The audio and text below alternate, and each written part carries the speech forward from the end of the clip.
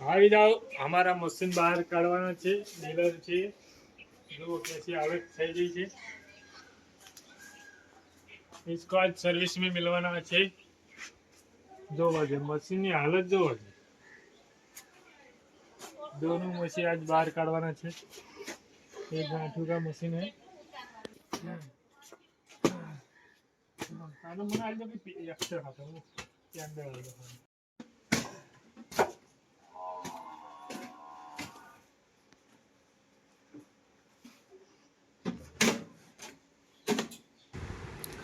બેલરને service કરવાનું છે ને, તે એટલા માટે આપણે બહાર કાઢીએ છીએ અને 3 મહિનાથી ટ્રેક્ટર અહીંયા જ પડ્યું હતું, એટલે આને ચાલુ કર્યું। પછી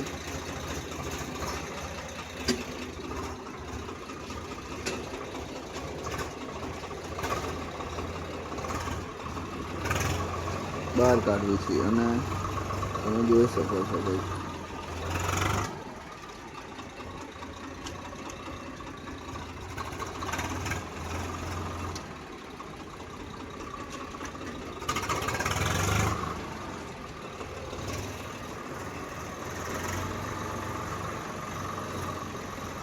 ટ્રેક્ટરને એવા શેડની અંદર આપણે મૂકી રાખ્યું હતું અને હવે સિઝન આવે છે એટલા માટે બધું બહાર કાઢી અને સર્વિસ કરવાનું છે મશીન,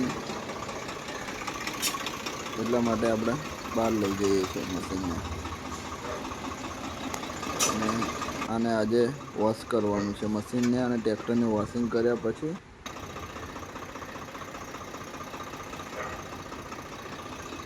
જો કંઈક મશીન આવા દેખાય છે અને હવે આપણે જઈએ છીએ વોશિંગ કરવા ટ્રેક્ટરને લઈને।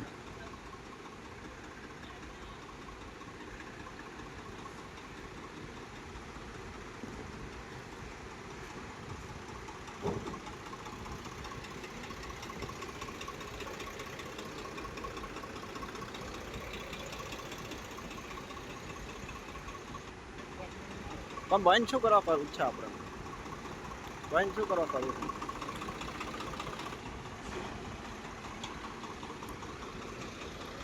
જો હવે આપણે ઘનશ્યામ ટ્રેક્ટર લઈને આવે છે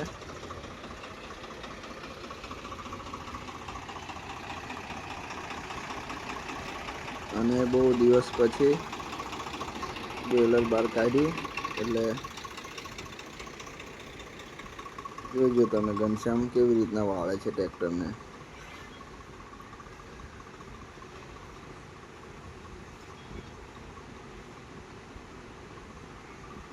અને આવા તો અમે ફોરમેન રાખીએ છીએ।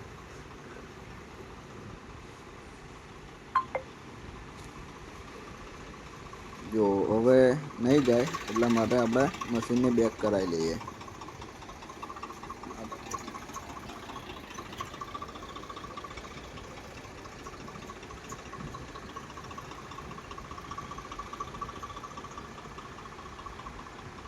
જો હવે બેલર નીકળી ગયું ડેલાની બહાર અને હવે એ જાય છે વોશિંગ કરવા માટે। વોશિંગ કર્યા બાદ આપણે સર્વિસ કરવાની છે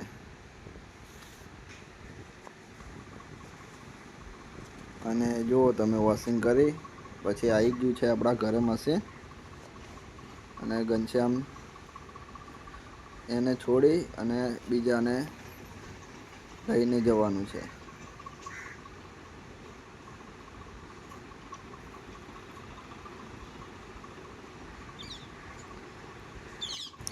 અને આપણે બેલરને ફૂલ સર્વિસ કરવાનું છે અને બેલરના જે કંઈ સેટિંગ હશે એ બધા જ હું તમને બતાવીશ અને કઈ રીતે કઈ વસ્તુનું સેટિંગ થાય એ પણ તમને બતાવીશ।